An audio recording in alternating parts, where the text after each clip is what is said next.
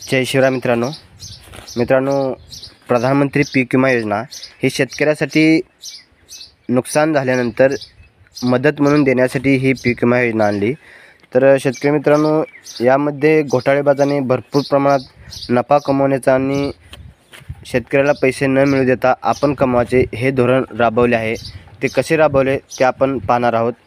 2023 मध्ये 1,70,00,000 एवढे अर्ज आले होते। त्यामध्ये 4 लाख हेक्टरवरती जे क्षेत्र होते ते घोटाळेबाजाने भरले आणि त्यासाठी 5 लाख अर्ज हे घोटाळेबाजांचेच होते। तर यामध्ये कोण सामील आहे? CSC केंद्र चालक, विमा प्रतिनिधी, स्थानिक अधिकारी का राजकारणी? तर शेतकरी मित्रांनो, 4 लाख हेक्टरवरती 2023 मध्ये पीक विमा भरला आणि 287 कोटीचा चुना लागला। तो कोणाला लागला? सरकारला लागला, विमा कंपनीला लागला आणि शेतकऱ्यालाही लागला आणि सरकारलाही लागला। तर शेतकरी मित्रांनो, हा पीक विमा कोणत्या माध्यमातून भरला ते आपण पाहणार आहोत। तर शेती दुसऱ्याच्या नावावर असताना स्वतःच्या नावावर भरली। तर सरकारी जमीन म्हणजे मंदिर असेल, मस्जिद असेल, धार्मिक स्थळे असतील आणि स्मशानभूमीची क्षेत्रही त्यांनी सोडलं नाही। गावाच्या साईडला जे स्मशानभूमी असतात त्यांचंही क्षेत्रावरती त्यांनी विमा भरला आणि विमा हडपण्याचं काम केलं आहे।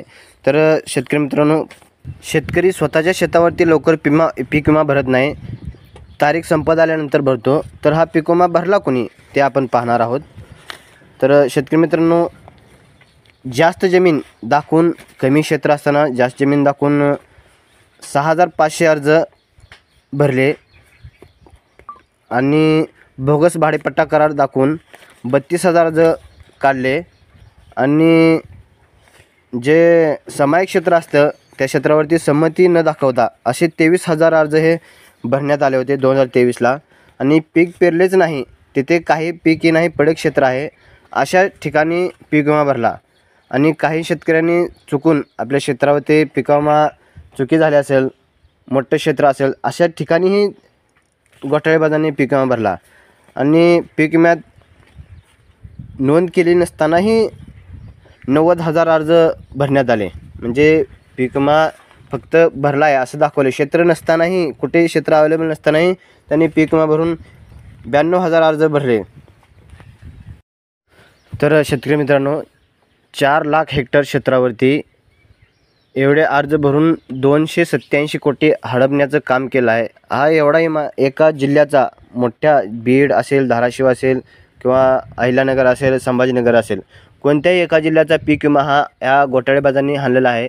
तर 2023 मध्ये भरपूर प्रमाणात शेतकऱ्याला पीक विमा हा आलेला नाही। तर ह्या घोटाळेबाजामुळे शेतकऱ्याला पीक विमा आलेला नाही। तर शेतकरी मित्रांनो, हे एक रॉकेट आहे, खूप मोठ्या दिवसापासून यांचं एक रॉकेट चाललं आहे, ते पीक विमा हडपण्याचा आणि शेतकऱ्याला न मिळू देता। आत्तापर्यंत भरपूर प्रमाणात पीक विमा त्यांनी हडपलेला आहे। त्याच्यावरती कृषी विभाग असेल किंवा सरकार याच्यावरती काय कारवाई करणार हे आपण पाहणार आहोत। तर शेतकरी मित्रांनो, शेतकऱ्याला पीक विमा हा लवकर मिळत नाही, तर घोटाळेबाजांना पीक विमा हा लवकर कसा मिळाला?